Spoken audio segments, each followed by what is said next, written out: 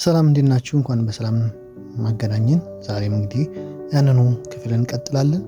ልዩነቶችን እያየን ያለነው ከዚሁ መጽሐፍ ነው። ይሄ መጽሐፍ ደጋግመን እንዳየነው በ1980 የታተመው የ81 አሃዱ ነው እና ልዩነቶች እንዳሉበት እዚሁ እንደተጀመረ 2000 ትርጉም አሁን የተባለው ላይ ብቻ ሳይሆንም ከዚሁ ከ1980ም ትርጉም ልዩነት እንዳለ እየተመለከትን ነበረ። እስቲ አሁንም ደግሞ ቀጥታ ወደ አንደኛው ልዩነት ክፍል ላይ ላስኪዳችሁ።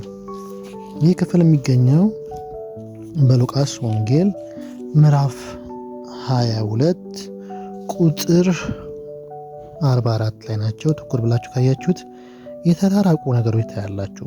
ቁጥር 44 ላይ እንዲህ ይላል፣ ፈራ መላልሶም ጸለየ፣ ወዙም በምድር ላይም እንደሚወርድ እንደ ደም ነጠብጣብ ነበረ ይላል።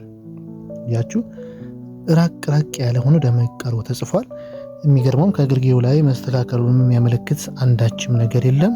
ፈራ መላልሶም ምን አደረገ? መላልሶም ጸለየ፣ ወዙም በምድር ላይም እንደሚወርድ እንደ ደም ነጠብጣብ ነበረ ይላል።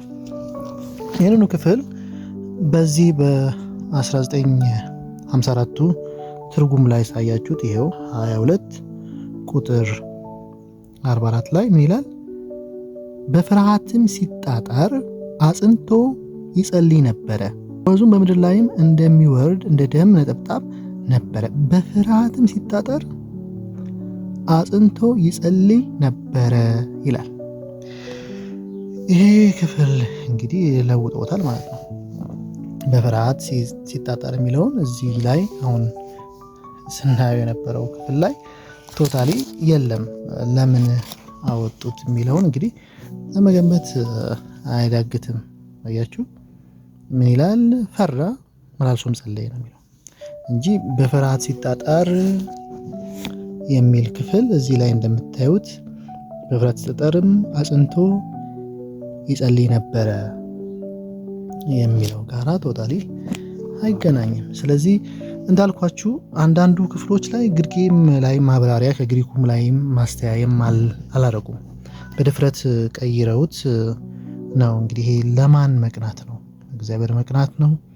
ቃሉን ማወጣጣት መነካካት የጀመሩት ገና በጽንሰ ሐሳቡ ላይ እዚህ የ1980ው መጽሐፍ ቅዱስ ላይ እንደሆነ ይሄም ያመለክታል ማለት ነው። በሌላ ክፍል እስክንገናኝ ሰላም ሁኑ።